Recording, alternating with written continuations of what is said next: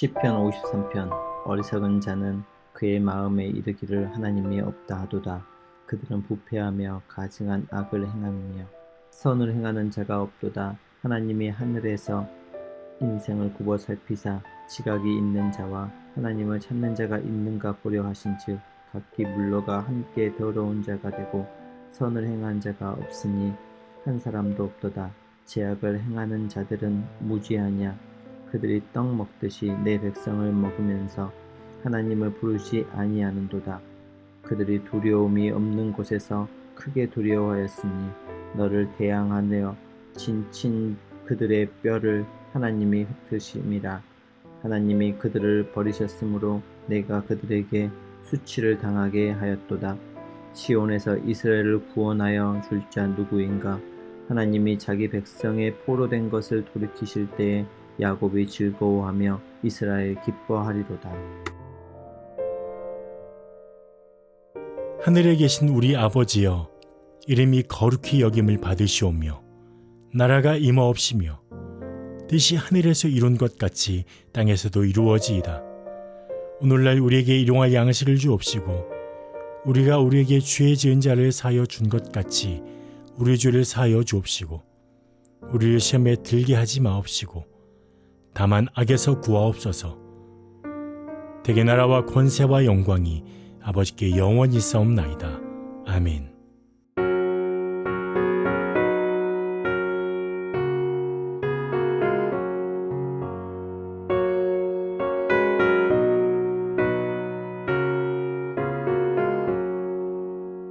너 성결케 위해 늘 기도하며 너 주 안에 있어 늘 성경 보고 온 형제들 함께 늘 사귀면서 일하기 전보다 너 기도하라. 너 성결케 위해 내 머리 숙여 저 은밀히 계신 내 주께 빌라. 주 사귀어 살면 주 닮으리니 널 보는 이마다 주 생각하리.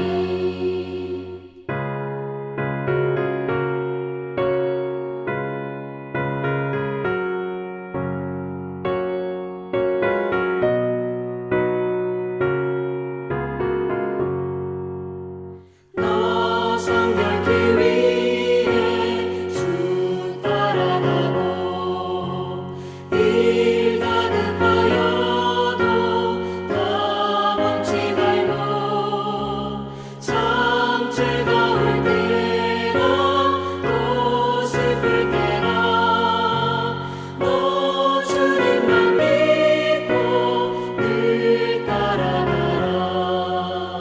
너 성결케 위해 늘 기도하며 내 소원을 주께 다 맡기어라.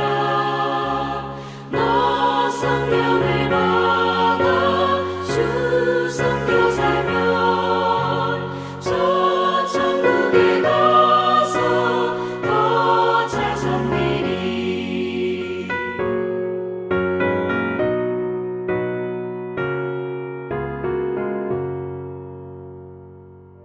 오늘 함께 오신 하나님의 말씀은 구약성경 민수기 5장 11절부터 31절까지 말씀입니다. 구약 202쪽에 있습니다. 본문 중에서 29절부터 31절까지만 함께 읽겠습니다. 이는 의심의 법이니 아내가 그의 남편을 두고 탈선하여 더럽힌 때나 또는 그 남편이 의심이 생겨서 자기 아내를 의심할 때에 여인을 요 앞에 두고 제사장이 이 법대로 행할 것이라. 남편은 무죄할 것이요 여인은 죄가 있으면 당하리라. 아멘.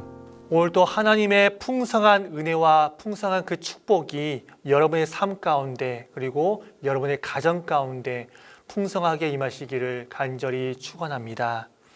오늘 본문은 이스라엘 진영 내에서 단결과 일치를 깨뜨릴 수도 있는 갈등의 요소를 미연에 방지하기 위한 일환 중의 하나로서 가정 내 부부 간의 불륜에 대한 의심을 해결할 수 있는 소위 말하는 의심의 법이라고 불리는 율법에 대해서 지금 말씀하고 있습니다.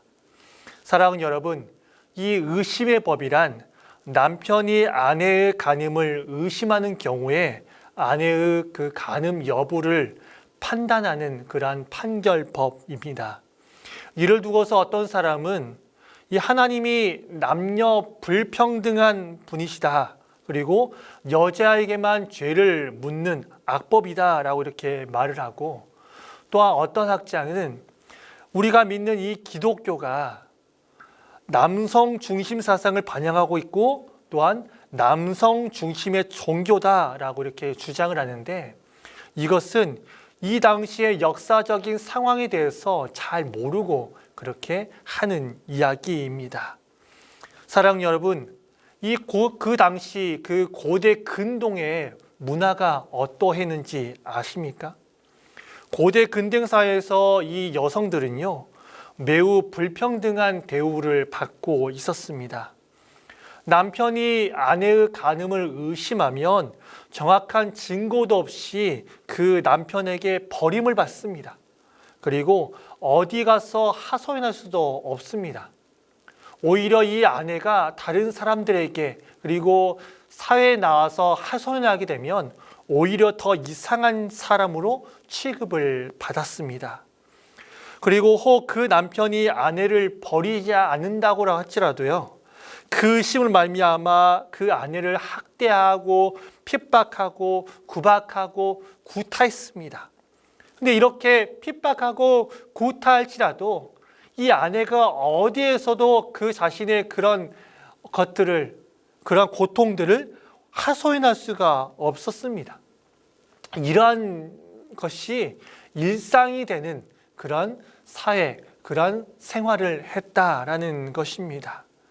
그리고 이러한 상황에서 아내들은 자신들의 순결을 호소하고 그것을 증명하고 싶었지만 어디서든지 그것을 증명하고 또한 그것을 이야기할 수가 없었다라는 것이에요. 그저 모든 것을 이 남편의 임의적인 판단에 맡겨야 했을 뿐입니다. 이런 상황에서 하나님께서 제정하신 이 의심의 법은요, 그 당시 모든 것이 남편에 의해서 임의대로 판단되고 처분되는 당시 상황 속에서 공식적으로 여성의 결백을 호소하고 판결을 받을 수 있도록 그렇게 했습니다.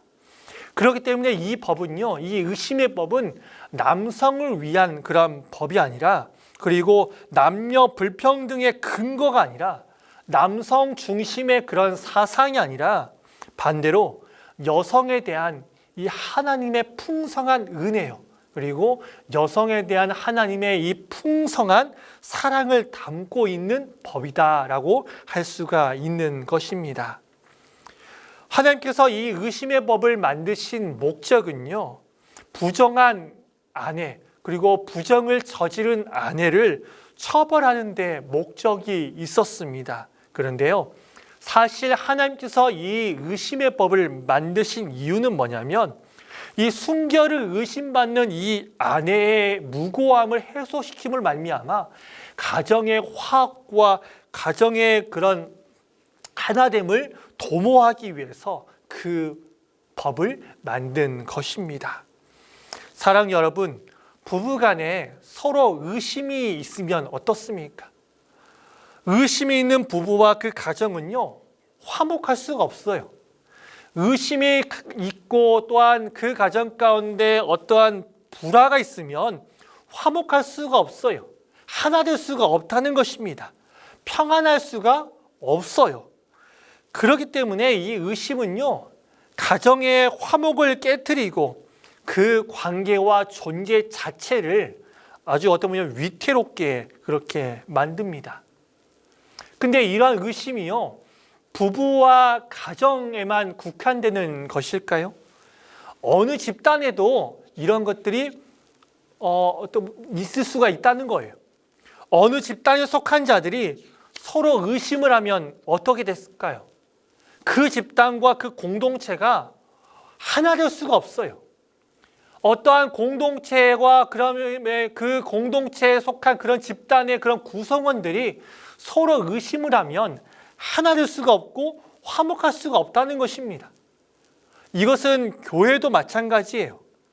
예수 그리스도의 피로 하나가 된 우리가 서로 하나가 되고 서로 사랑하기도 바쁜데 서로 의심하고 서로 시기와 질투와 분쟁만 가득하게 그렇게 만든다면 우리는 하나가 되고 화목하기보다는 갈길갈길 찢어지고 말 것입니다. 그렇기 때문에 부부 간에 그리고 가정 안에 그리고 집단 안에 그리고 공동체 안에 우리는 이러한 의심들을 없애버려야 된다라는 것입니다. 그리고 혹 이러한 의심이 우리의 부부관계라든지 아니면 가정애라든지 아니면 공동체 가운데 있으면 그 의심을 바라보는 것이 아니라 그 즉시 해소해야 된다라는 것입니다. 그냥 가만히 둔다고 해서 그 의심이 해결되는 것이 아니에요. 시간이 약이 아니라는 것입니다. 의심은요, 그것을 받는 즉시 해소시키고 해결해야 되는 거예요. 그것을 그 즉시 해결하고 해소시키지 않으면 그 의심이 쌓이고 쌓여서 어떠면 더 큰 의심을 그렇게 만들게 된다라는 것입니다. 그러므로 의심을 하거나 의심을 받을 때 그것을 해소하기 위해서 우리는 적극적으로 움직여야 된다라는 것이에요. 그리고 이 의심은요, 어느 한쪽에서만 움직여서는 그 의심이 사라지고 해결이 되지 않아요. 서로 쌍방이 그 의심을 해결하고 해소시킬 수 있도록 노력을 해야 된다라는 것입니다. 의심을 하는 자는요, 넓은 마음을 가지고 상대방을 이해하려는 그런 마음이 필요합니다. 성급한 일반의 오류를 범하지 말고 그 상대방을 더 생각하고 너그럽게 이해하는 그런 마음이 필요하다라는 것이에요. 그리고 의심을 받는 자는요, 상대방이 나를 의심하게 되는 그런 원인이 무엇일까? 그것을 곰곰하게 생각하고 자기 자신을 돌아봐야 된다라는 거예요. 자신의 행동에 대한 깊은 반성과 변화가 그 가운데 있어야 된다라는 것입니다. 오늘 본문 말씀도 보면요, 이러한 의심을 해소시킬 수 있는 법, 그리고 해결해 줄 수 있는 그런 방법에 대해서 지금 하나님께서는 제시하고 계시는데 본문 15절부터 보시면 나와 있는데요. 핵심 구절이 16절 말씀이에요. 16절 말씀 보면 하나님께서는 이렇게 말씀하고 계십니다. 제사장은 그 여인을 가까이 오게 하여 누구 앞에 세우래요? 사람 앞에 세우는 것이 아니라 제사장 앞에 세우는 것이 아니라 여호와 앞에 세우고라고 말씀을 하고 있습니다. 이것은 그 여인에 대해서 그 여인의 부정에 대해서 하나님께서 친히 판결하실 것을 말해주고 있습니다. 사랑하는 여러분, 지금 우리는 이 여인이 부정한 행동을 했는지 아니면 안 했는지 알 수가 없어요. 왜냐하면 그 상황을 우리가 직접 눈으로 목격하지 않았기 때문입니다. 근데 이러한 상황에서 우리가 정확한 판결을 내릴 수 있을까요? 정확한 판결을 내릴 수가 없습니다. 자신이 어떠면 그런 주관적인 그런 판단으로 어떠한 판결을 내리겠죠. 근데요, 하나님께서는 정확한 판결을 내릴 수가 있습니다. 왜 하나님께서 정확한 판결을 내릴 수가 있을까요? 이유는 간단합니다. 우리 하나님께서 그 여인의 일거수일투족을 다 보고 계셨기 때문입니다. 하나님만이 그 그 여인의 일거수일투족을 모두 아시고 모두 지켜보셨기 때문에 하나님만이 정확한 판결을 내릴 수가 있다라는 것입니다. 그녀가 어떤 행동을 했는지, 그리고 그녀가 어떠한 범죄를 저질렀는지 우리는 알지 못하지만 하나님께서는 다 알고 계신다라는 것을 기억하시기 바랍니다. 계속해서 16절부터 22절의 말씀 보면요, 하나님께서는 남편에게 간음을 의심받는 여인이 저주가 되게 하는 쓴 물을 마신 후에 정말로 간음하면 배가 붓고 넓적다리가 마르는 그런 것을 통해서 확증하게 하셨습니다. 배가 붓고 넓적다리가 마른다는 것은요, 여성의 그런 생식기, 그러니까 여성의 자궁이 파괴되어서 생식 능력을 상실하게 되는 그런 증상을 말합니다. 사랑 여러분, 상식적으로 생각해 보십시오. 그 저주했던 그 쓴물을 먹었다고 해서 갑자기 이런 현상이 나올 수가 있을까요? 그 물에 독을 타지 않는 한 그 물을 먹었다고 해서 그 즉시 이러한 현상이 나올 수가 없어요. 이것은 하나님만이 하실 수 있는 초자연적인 현상이라는 거예요. 하나님의 초자연적인 역사가 없으면 불가능한 일이다라는 것입니다. 따라서 이러한 판결을 통해서 모든 여인은 자신이 간음죄를 범하지 않는 그런 경우에 자신의 결백을 증명할 수가 있었습니다. 말씀 정리합니다. 사랑 여러분, 앞에서도 언급했듯이요, 이 의심의 법을 하나님께서 주신 이유는 부정한 여인을 잡아서 판결하고 그 다음에 그에게 죄를 묻기 위한 그런 원인보다는 하나님께서 이 법을 제정하신 진짜 이유는요, 아내에 대한 남편의 의심을 해소하기 위한 것이었습니다. 그런데 하나님께서 이처럼 이 남편의 의심을 해소하는 것에 강한 관심을 가진 이유가 뭘까요? 그것은 의심이 부부 사이의 관계와 신뢰를 깨뜨리고 더 나아가서 결국 가정을 파괴하기 때문입니다. 그렇기 때문에 이 본문에 나오는 이 의심의 법은요, 가정을 지키려고 하는 하나님의 의지와 하나님의 노력이 담겨져 있습니다. 왜냐하면 모든 인간의 존재의 기반이며 인간 사회를 구성하는 가장 기본적인 단위가 바로 가정이기 때문입니다. 이 가정이 온전하게 보존되느냐, 보존되지 않느냐에 따라서 개인의 인격뿐만 아니라 사회가 하나님 앞에 바로 서느냐, 바로 서지 않느냐를 어쩌면 결정하기 때문입니다. 사랑하는 여러분, 오늘날 사회가 어지럽고 도덕윤리가 땅에 떨어진 상태 가운데 우리가 살고 있습니다. 그렇다면 가정이 이렇게 어지러워지고 가정이 파괴되고 또한 도덕윤리가 땅에 떨어지게 된 가장 큰 원인이 어디 있을까요? 그것은 가정이 흔들리고 가정이 위태롭고 가정이 깨어지고 있기 때문입니다. 서로 하나가 되고 서로 사랑하기도 바쁜데 서로 의심해요.